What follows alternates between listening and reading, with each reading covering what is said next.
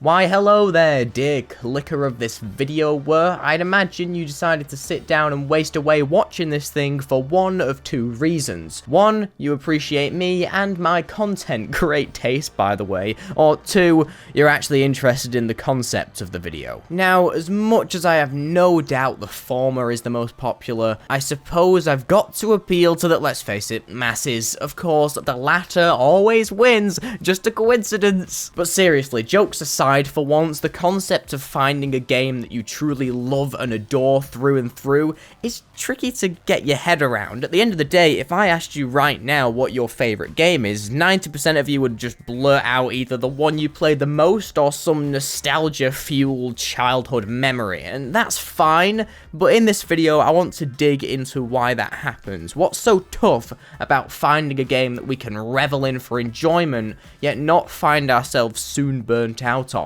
How does this link to lifestyle habits as a whole? Well, good sir, madam, or esteemed whoever you identify as, I have just the answer for you. So, without further ado, I'm Cryptid, I make videos on things I'm passionate about, basically glorified yapping, just don't tell anyone that, and let's glitch ourselves through the screen into the game of work-life balance and playtest some complex ideas, shall we?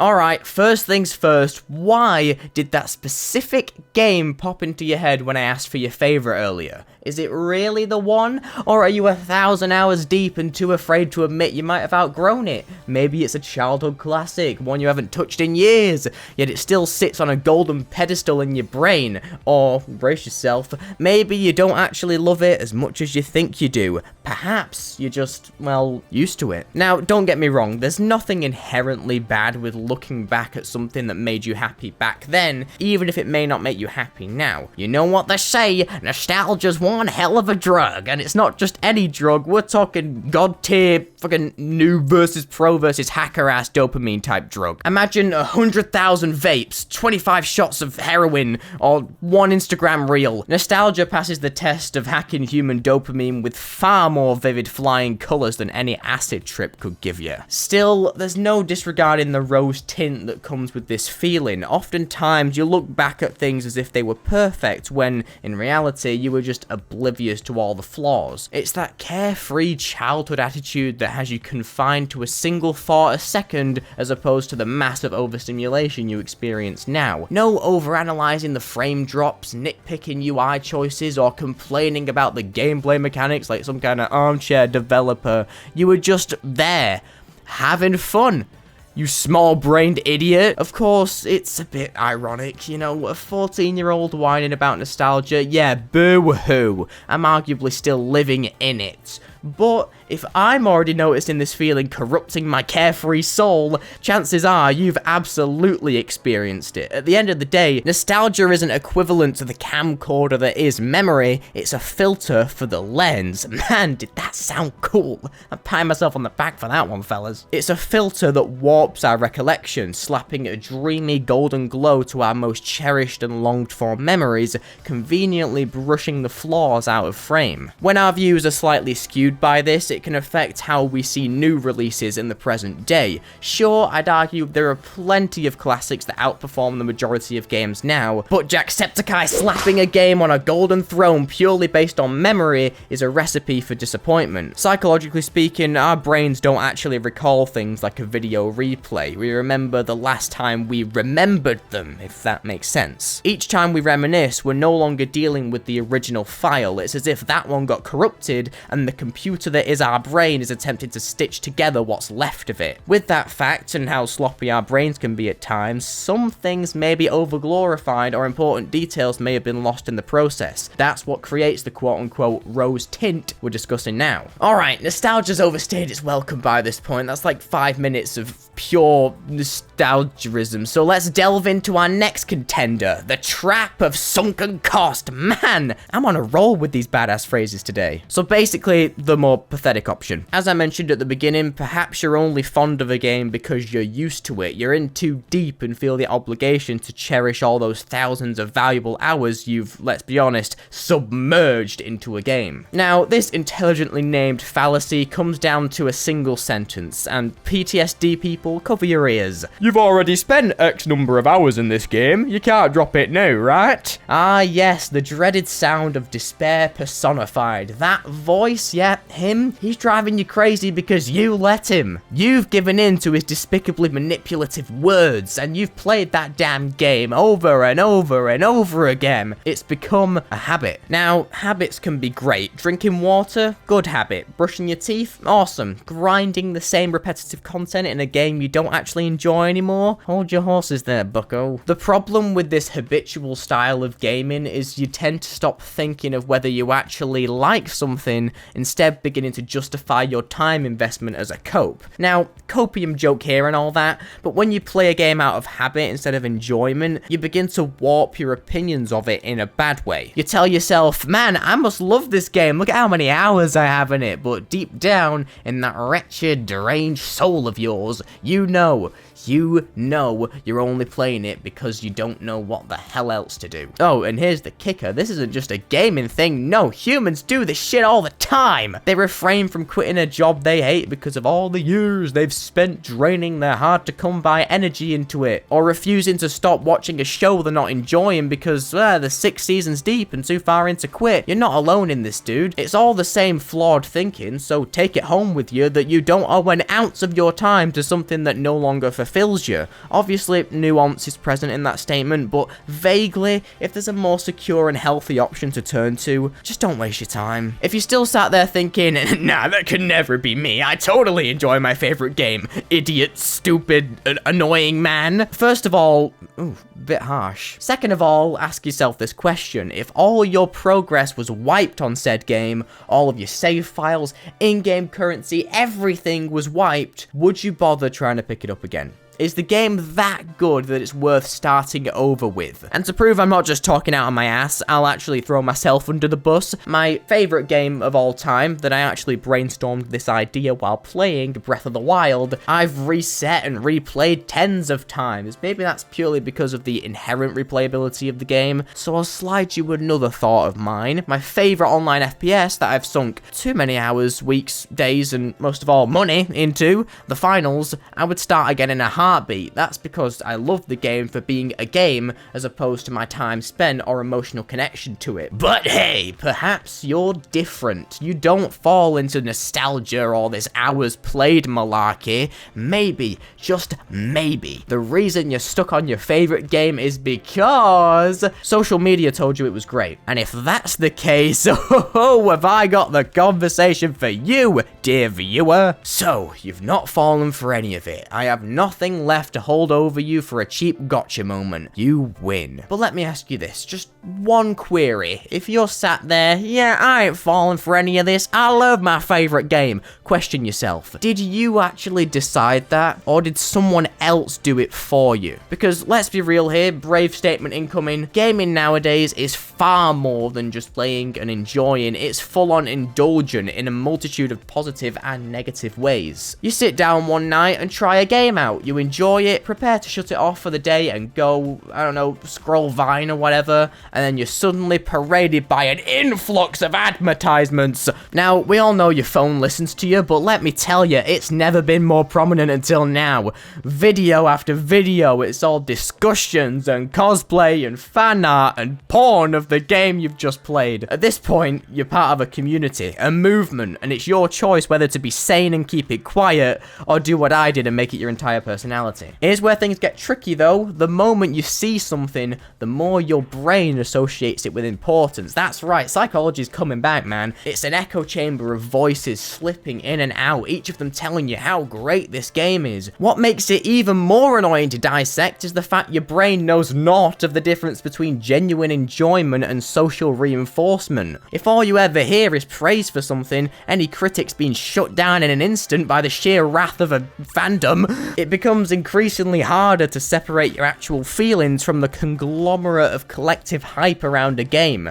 That's when you start enjoying the idea of a game as opposed to the game itself. The downside to this, aside from everything I'm about to talk about after this point, is you don't even have to have played the damn game to be hooked into a franchise. Low blow here, but Five Nights at Freddy's, that thing is littered with people who've never even come close to buying the original game. The closest these kids have got to a camera is Skibbity Toilet or that one Fortnite quest. Despite that, FNAF is highly regarded as one of the most innovative franchises in gaming. Now, I'll give it that. They birthed the genre. I am and would consider myself partly to be a FNAF fan, but coming from my own personal background with this game, I never played it, not till I was around 7, which may seem young, but then you realise I was 5 years old at the time of Two Evil Eyes. Regardless, I thought for a while that FNAF was a masterpiece in game design, though still, I'd agree in many aspects, it's nothing compared to the community it's built. That's where the issue lies, in my opinion. Communities, out of pure love and support, glamorize these games because of the fan base. I'd argue that a game is very little without a fan base, but when you're picking your favourite, placing a game that you've either never played or only played through the eyes of the fandom instead of your own, it's another case of a skewed perspective. And this, folks, is where a little thing called confirmation bias shows its head. If you love a game's community and spend all of your soul engaging with it, your brain automatically starts filtering out any negative aspects of the game itself. You ever sit and wonder why some people cling to objectively bad media like it's a damn newborn child? It's partly because they've tied their identity to the game as opposed to their actual experience playing it. Of course, there's nothing wrong with liking bad media. If I were insulting you for that, I'd be a hypocrite, but it's the symbiotic relationship between a fan and the fandom that gets a bit messy. And if you spend years thinking a game's a masterpiece because the community told you it is, going against that idea feels like admitting you've been wrong this whole time. And I tell you now, no one likes doing that. All this external information flooding in, and if it's your first time experiencing a game for yourself as opposed to through what the fans rumor it to be, you may find yourself running through it with yet another tint on the lens. This time, it's your glamorization of anything and everything that you see because of the outside influence. If you find this community after playing a game, as soon as you're hooked in, oftentimes similar to nostalgia, your recollection is warped due to the feedback you've heard from the fans. So, tell me, do you love your favorite game, or do you just love what everyone says about it? Alright, I think we've done enough shit slinging and calling you guys out, so now it's time to think of a solution to these issues. That'll do it. Okay, reading through this is going to get insanely opinionated, so just your warning, this is what works for me, and I urge you to try it out, but it may not work for everyone. So with that out of the way, let's just hop into the advice and psychological backing behind it. So, do you ever feel like you're just rotting in your room, stuck playing the same games over and over? Well, that, my dear friend, is called a bad habit, and I'm right there with you. I'd spend days inside, and I still do now, except before this change, I was probably quite in a similar situation to you. Time just flew by, especially in the weeks off during summer, and I felt like life itself was just speeding on, doing 100,000 in a 20 zone, and I was flying Mach 10 in the passenger seat to my eventual demise. Now, after that oddly dark allegory, I discovered something awesome. It's called dopamine, and I'm sure we've all had it drilled into our brains by now. Cold showers this, workout that. No,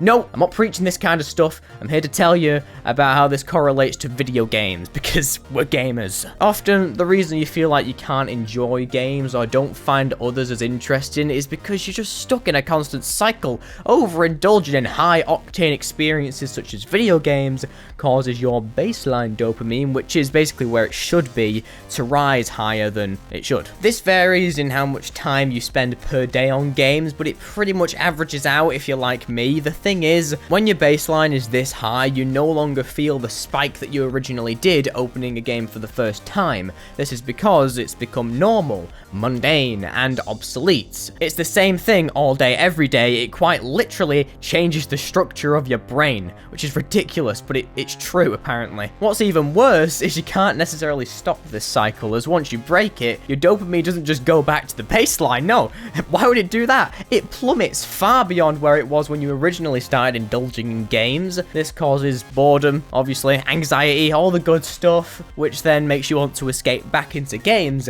in order to feel that dopamine again. So yeah, you're kind of stuck there, man. But luckily, there is a solution to this. I'd like to bet that a lot of you are either in school or have a job. Either will benefit from this advice, but if you're on the internet, you probably do have a job. Just saying. The best way to start is to limit your screen time during those hours. Not in a crazy restrictive way, but just enough to let your brain reset. Then, I just hit my desk. When you get home, you find something else to do to occupy your time. For me, it was making these silly little YouTube videos, but you can just do anything that takes up enough time and effort. And because I do the YouTubes and that, it takes up so much time that I'm left with only about an hour and a half max to play games at the end of the day. This might seem depressing to you, but trust me, it's much more fulfilling than the constant stream you're stuck in now, and that's where longing comes into play. What I've found through this is it made me hope for the day to end, my work to be finished, and not only did I put more effort in to finish my scripts and stuff, but I also enjoyed the time gaming as more of a reward than anything else. Once games become your hobby as opposed to your life, that's when they start hitting again. I started making conscious choices about what I played. Before, I'd just mindlessly boot up whatever I was used to, but with my time limited, I naturally gravitated towards the games that mattered the most to me. Think back to when you were a kid, you know? Remember how many chores you had to do before you were allowed on the Xbox? It's like that feeling, you know, we're wanting to get things done so you can achieve your reward. In my opinion, key term there, I think gaming should overall be a reward. I imagine that's how it was in the nostalgic memories you look back at. You weren't overstimulated in all this excess, dare I say, slop. Blue, blue, dark blue, grey, blue, grey, blue. Shut the fuck up!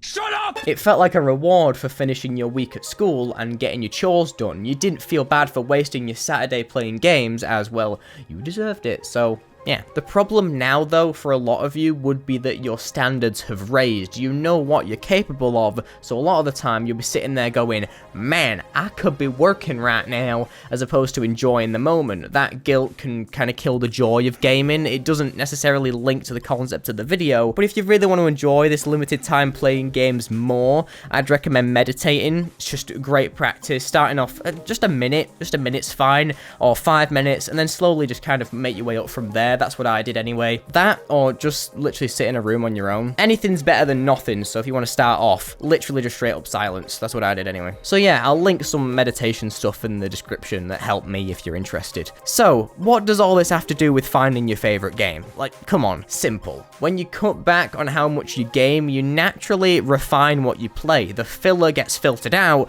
the real favorites rise to the top. Suddenly, your favorite game isn't the one you've just wasted the most hours on, it's the one that you've genuinely excited by, and every time you sit down to play, it's a similar emotion. Overall, I don't want to be a self-help guy, but I think cutting off a lot of the usage that you have on games can contribute to valuing that limited time so much more. This leaves a longing to play, forcing you to your limit and getting stuff you need done, so you can just enjoy your reward and not worry about all the stuff you have to get done in your head. And now, if you're still confused as to how this all ties together, don't worry, this last section will complete the long-awaited cake tower of favorite games and finally allow you to write your beloved favorite in icing on the front. Okay, our final section surprisingly doesn't revolve around insulting you, the viewers, nor does it spout any nonsense about dopamine and out. Though, quite honestly, this is where things get interesting. Why is this? Well, when you have a limited time per day to check out games, every choice you make matters. It's not like before, when you'd mind-numbingly open up the most recent game in your library out of instinct, or look at all the fresh new games everyone else said were good. Now you're on your own, mate. Voluntarily. Not only that, you're aware of your time, and that hugely affects how you play and browse for games. Instead of impulse buying something solely because it's on sale, or Twitter, my bad, Elon X said it was a masterpiece, but let's be real, you're probably lucky to find anything but blind hate on that app nowadays. You'll look more into it yourself. After all, the condensed time frame gives you a clearer view of what you play and enjoy. At one time, I'd bet you barely even knew what games you played over the span of 24 hours because because you did so much it all became obsolete. You didn't truly know what type of games made you happy, only your most played or beloved from when you were a kid, or the final of the triad, the one that was most loved by people outside of yourself. Now, less time spent means that time's valuable, which then links to your memory, as the less you do of something that's more dopamine inducing, the more your brain remembers from that scenario. Think of the times when you went to theme parks. The last time I went to one, it was I think this time last year, and I can remember every ride that I went on because it was a spiking experience in terms of dopamine, but was done in moderation, so I remembered the key elements. The same stands now. You know yourself a lot better, which can improve your critical thinking when discerning whether a price tag is worth it or not. I know myself, I've been reading the descriptions of games a lot more, or rerunning trailers over and over to understand what I'm getting myself into, as obviously I don't want to waste any of my precious time later. It's honestly a surreal experience when you look at a game and for the first time in a while, you stop yourself and ask questions like, is this really for me? And do I want this? Like, instead of just the old, I'll grab it anyway approach. Going from gobbling up whatever's thrown at you gluttonously to now curating your experience based on your own unique taste is something that I urge anyone to do. To be honest, that mentality can apply to a lot of scenarios. I'm sure the blanks are easy to fill, but to spark your mind, eating healthy is a conscious effort of stopping and going, do I really want this? As is the same with bed rotting on short form content all day. Stopping yourself and asking a simple question can change your entire thought pattern if done regularly. What's really great about this mindset is though on the surface it may seem like narrowing your time will proportionately narrow your options, it surprisingly does the opposite, expanding them across different genres. Once you stop chasing the trends or close-mindedly following the same formula of open COD, kill, die, mostly die, scream, repeat, you start looking elsewhere. You go off the beaten path a bit and realize that while AAA titles try and appeal to the most audiences as possible, ultimately, in trying to please everyone, you end up pleasing no one, which leads you into the world of indie games. Take a look at some niche titles or old classics that you've heard whispers of, but you don't have any truly strong opinions on, that otherwise would have slipped right under that radar of yours. Maybe, for the first time ever, you give an entirely new genre a try. Once you realize how impactful a limited time of gaming is how much more your brain remembers from that hour or two a day, the more you find yourself wanting more things to remember. You could play another FPS title or story game, and you notice how well you can recall the game, and even your thoughts while playing it.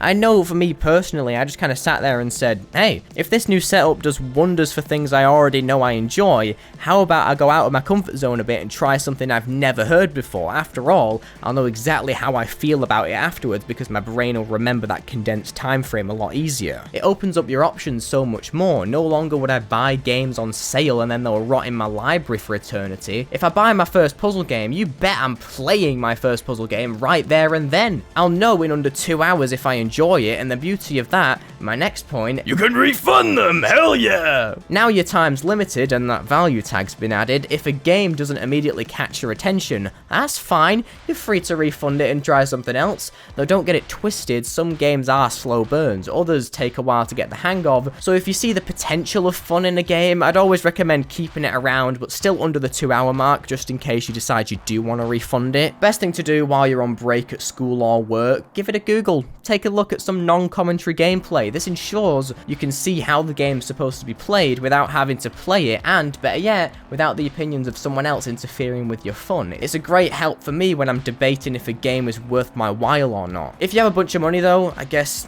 why are you even here? So yeah, get out of here with your playing games because they look remotely good nonsense. I'm all for the idea that games should prove themselves to you, not the other way around. It's not a test of patience so they can just drag the game out so you can't refund it. I don't see a point in showing a game how well you can sit around and wait for it to get good. Unless you like that kind of stuff, it's up to you how you deal with games that don't grab your attention. Don't let me police that for you. Some input from me personally though, I've had games sitting in my wish list for months now, and they've been on sale like 3 to 4 times, yet I'm still discerning whether they're my type of thing. Though admittedly, I'm still halfway through my backlog, so I won't be jumping the gun for any more games anyway. But on the flip side, there's still a point where you just have to branch out. Sometimes no number of trailers, info reading, or mind-boggling is going to be enough to prove if a game's for you or not. Quite frankly, there's some game genres out there you've literally never heard of, so you just have to bite the bullet and give it a shot. And that's fine, because now, whether it's a calculated risk or spur-of-the-moment decision, every game you pick up has meaning, and you start to notice over time the patterns. What are the patterns, I hear you ask? Well, simply put, it's just you getting to know yourself more, that's all. As you explore more games, you also allow yourself to measure your own reaction to certain things. It gets to a point where you can just immediately rule off if you're having fun playing a game or not, which is a great skill to learn. So yeah, once every game has inherent meaning to you, you'll begin to care again. In conclusion to this whole palaver, when you have all the time in the world, you'll play anything, and most likely forget the last 5 seconds like a damn goldfish. When you have limited time, you play what's worth it, which I think is a beautiful thing. I don't know about yourself, but I am speaking for you now, so deal with it. And here it is, the key to finding your favorite game. Recognize your current state, change things up, make gaming something that you cherish, and finally, explore different options. I hope you enjoyed this video. It was quite methodical, wasn't it? On screen right now is the old me-side analysis, an indie horror that, as the title states, broke my damn mind, and yours too. You just don't know it yet, so check that out. And yeah, stay positive. Goodbye.